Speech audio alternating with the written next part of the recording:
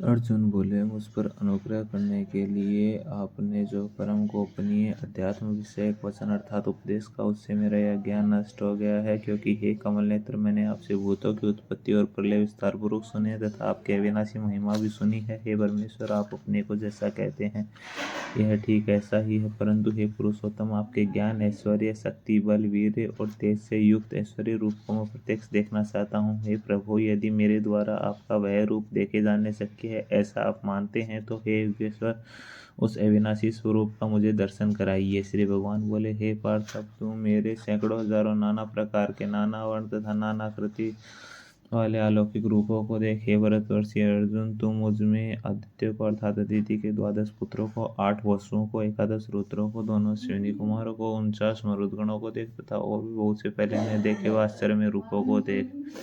हे अर्जुन, अब इस मेरे शरीर में एक जगह स्थित चराचर सहित संपूर्ण जगत को देख तथा और भी जो कुछ देखना चाहता हो सो देख, परंतु मुझको तो इन अपने प्राकृत नेत्रों से देखने में निसंदेह समर्थ नहीं है। इससे मैं तुझे दिव्य अर्थात अलौकिक चक्षु देता हूँ, इससे तू मेरी ईश्वरीय योग शक्ति को देख। संजय बोले, हे राजन, महायोगेश्वर और सब पापों को नाश करने वाले भगवान ने इस प्रकार कहकर उसके पश्चात अर्जुन को परम ऐश्वर्य युक्त दिव्य स्वरूप दिखलाया।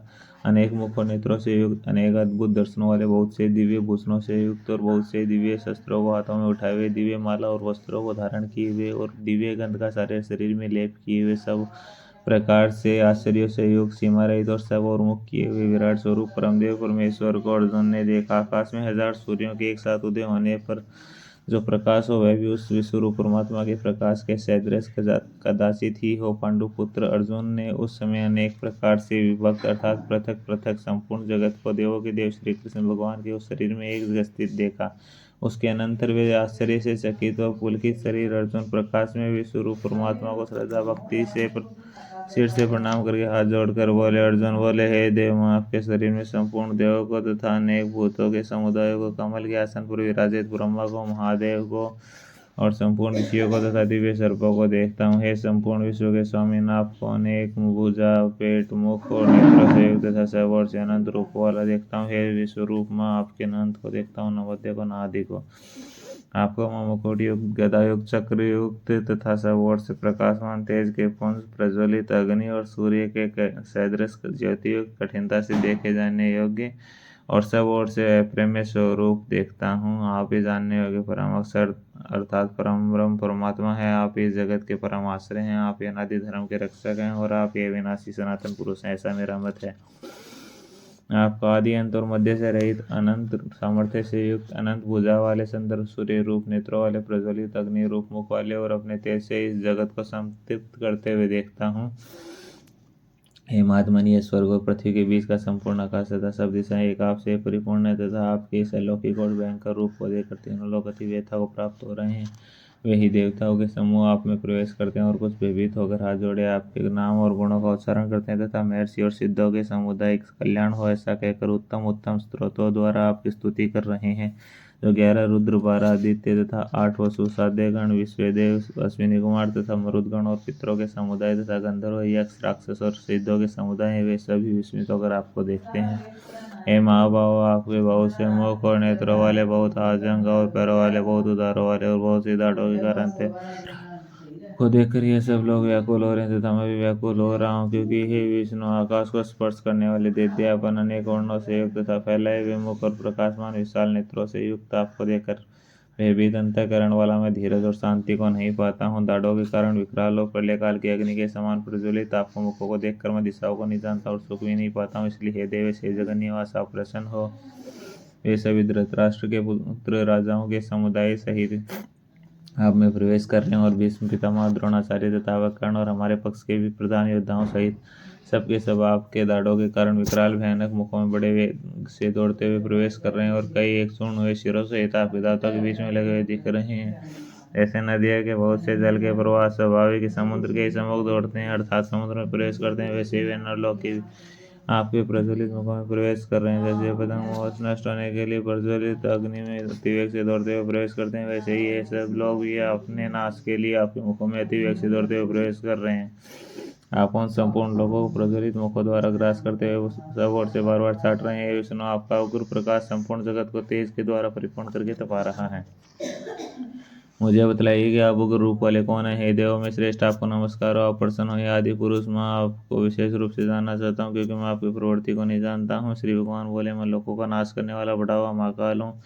इस समय इन लोगों को नष्ट करने के लिए प्रवृत्त हुआ हूँ। इसलिए जो प्रतिपक्षियों में स्थित सेना में योद्धा लोग हैं वे सब तेरे बिना भी नहीं रहेंगे, अर्थात तेरे युद्ध न करने पर भी इन सब का नाश हो जाएगा। जैसे तू उठ यश प्राप्त कर, शत्रुओं को जीत कर धन हे संपन्न राज्य को भोग। वे सब सुरवीर पहले से मेरे द्वारा मारे में है। सब ऐसा चिंतु केवल निमित्त मात्र बन जा। द्रोणाचार्य और भीष्म पितामह तथा जयद्रथ और कर्ण और में बहुत से मेरे द्वारा मारे हुए सूर्य योद्धा को तुम और भय मत कर। निसंदेह तो युद्ध में वैरियों को जीतेगा, इसलिए युद्ध कर। संजय बोले केशव भगवान के इस वचन को सुनकर मुकुटधारी अर्जुन हाथ जोड़कर कांपता हुआ नमस्कार करके फिर भी अत्यंत भयभीत होकर प्रणाम करके भगवान श्री कृष्ण के प्रति गदगद वाणी से बोले। अर्जुन बोले, हे अंतर्यामी, यह योग्य कि आपके नाम गुण और प्रभाव के कीर्तन से जगत हर्षित हो रहा है और अनुराग को भी प्राप्त हो रहा है तथा भयभीत राक्षस लोग दिशाओं में भाग रहे हैं और सब सिद्धगणों के समुदाय नमस्कार कर रहे हैं। हे महात्मन, ब्रह्मा भी है आदिकर्ता और सबसे बड़े आपके लिए वे कैसे नमस्कार न करे, क्योंकि हे अनंत, हे देवेश, हे जगन निवास, जो सतासत और उससे परे अक्षर अर्थात सच्चिदानंद ब्रह्म है, वह आप ही हैं। आप आदिदेव और सनातन पुरुष है। आप इस जगत के परम आश्रय और जानने वाले तथा जानने योग्य और परम धाम है। ये अनंत रूप आपसे यह जग अर्थात परिपूर्ण है। आप वायु, यमराज, अग्नि, वरुण, चंद्रमा, प्रजा के स्वामी ब्रह्मा और ब्रह्मा के भी पिता, आपके लिए हजारों बार नमस्कार। नमस्कार आपके लिए फिर भी बार बार नमस्कार। नमस्कार हे अनंत सामर्थ्य वाले, आपके लिए आगे से पीछे से नमस्कार। हे सर्वात्मन, आपके लिए सब ओर से नमस्कार हो, क्योंकि अनंत पराक्रमशाली आप समस्त संसार को व्याप्त किए हुए हैं। इससे आप ही सर्वरूप हैं। आपके इस प्रभाव को न जानते हुए आप मेरे सखा हैं, ऐसा मानकर प्रेम से अथवा प्रमाद से भी मैंने हे कृष्ण, हे यादव, हे सखे इस प्रकार जो कुछ बिना सोचे समझे हठात कहा है। और हे अच्युत, आप जो मेरे द्वारा विनोद के लिए विहार, सैया, आसन और भोजन आदि में अकेले अथवा उन सखाओं के सामने भी अपमानित किए गए हैं, वह सब अपराध है। प्रेम में स्वरूप अर्थात अचिंत्य स्वभाव प्रभाव वाले आपसे मैं क्षमा करवाता हूँ। आप इस चराचर जगत के पिता और सबसे बड़े गुरु तथा अति पूजनीय हैं। हे अनुपम प्रभाव वाले, तीनों लोगों में आपके समान भी दूसरा कोई नहीं, फिर अधिक तो कैसे हो सकता है।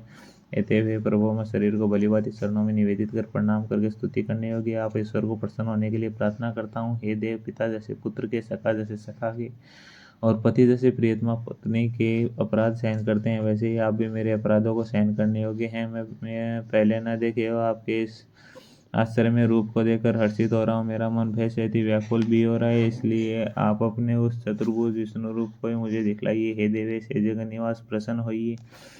मैं वैसे ही आपको मुकुट धारण किए हुए तथा गदा और चक्र हाथ में लिए हुए देखना चाहता हूँ, इसलिए हे विश्वरूप, हे सहस्त्र भाव, आप उसी चतुर्भुज रूप से प्रकट होइए।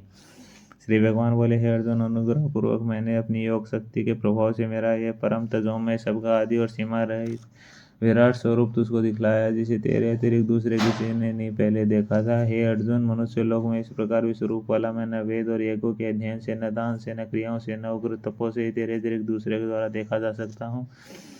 मेरे इस प्रकार के इस विकराल रूप को देखकर तुझको व्याकुलता नहीं होनी चाहिए और मूढ़भाव भी नहीं होना चाहिए। तू भयरहित और प्रतियुक्त होकर उसी मेरे शंख, चक्र, गदा, पद्म युक्त चतुर्भुज रूप को फिर देख। संजय बोले, वासुदेव भगवान ने अर्जुन के प्रति इस प्रकार कहकर फिर वैसे अपने चतुर्भुज रूप को दिखलाया और फिर महात्मा श्री कृष्ण ने सौम्य मूर्ति होकर इस भयभीत अर्जुन को धीरज दिया।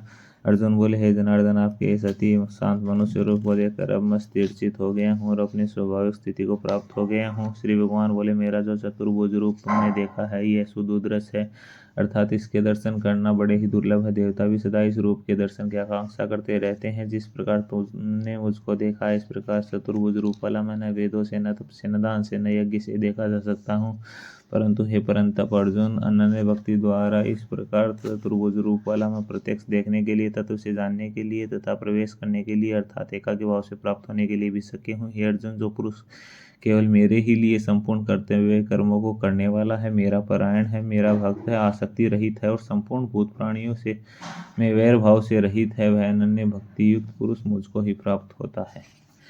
इति 11वां अध्याय समाप्त।